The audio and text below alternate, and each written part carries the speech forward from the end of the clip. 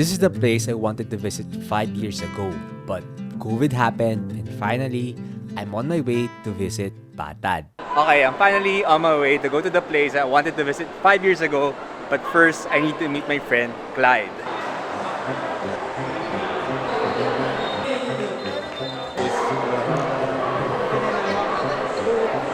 Bye! What's up? Complete na po? Or may... Okay lang ako. Thank you. Thanks. Quick coffee break and charging break before we go to the bus station. This is going to be a long bus ride. Ready ka na, Clyde? Ready na. Let's go, Mav! Sa likod na lang tayo. Una ako.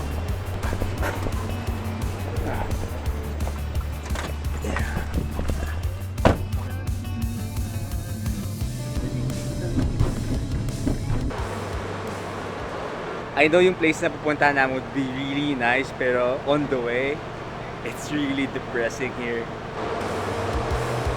This is going to be a rough 8 hours fucking bus ride. It took us 8 hours of bus ride and 30 minutes of trek to get to our accommodation. Okay, we're now here at Batad Rice Terraces. Look at this.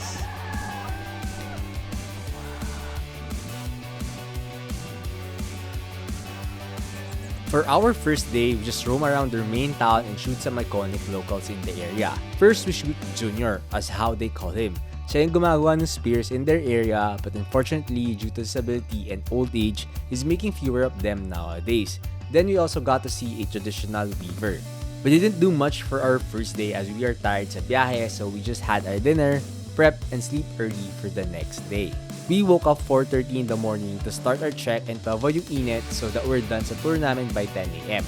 Our first stop is yung highest viewing deck in Batad and try to catch the sunrise there. The trail going there is really beautiful. We stopped quite a few times to take some shots and just appreciate yung beauty ng Batad.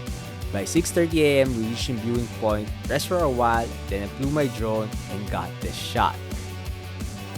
After an hour, we start descending on our way to the waterfalls. The trek on the way to the waterfalls is definitely the hardest part of the trip. It has so many stairs. The waterfalls is good. It's the only attraction you could go to aside the rice terraces. After that, we hike up, freshen up, and then head back home. So here are some of the takeaways from the trip. If you're into travel, I think you should visit Batad at least once in your life kasi it's something really unique that we should be proud of that we have here in the Philippines. The locals there are preserving yung place really well. As you can see sa video ko, diba? Like, the place is still good. But yung guide nga namin told us that the younger generations are not into farming anymore. So at some point, right, it wouldn't be as good. So visit it while it lasts. Another takeaway is that I really felt my age during the trip. Not gonna lie, sitting sa bus for longer periods of time and then going to trekking right after, masakit sa tuhod. I don't think I could do a lot more rough trips kasi it takes a toll on me every time I go on a rough trip. So I just wanna appreciate it while I still can, and I know at some point I'll stop doing this. But I'm always glad that I did it and I really enjoy traveling with friends. It's just so much better for me than doing solo travel.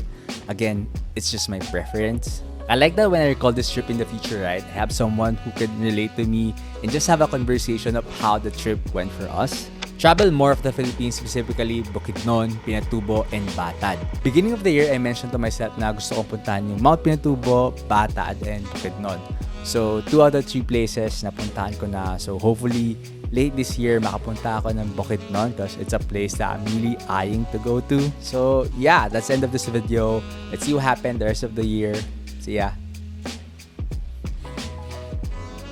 Batad is a place I wanted to go for a very long time, even before pandemic, and I just kept procrastinating.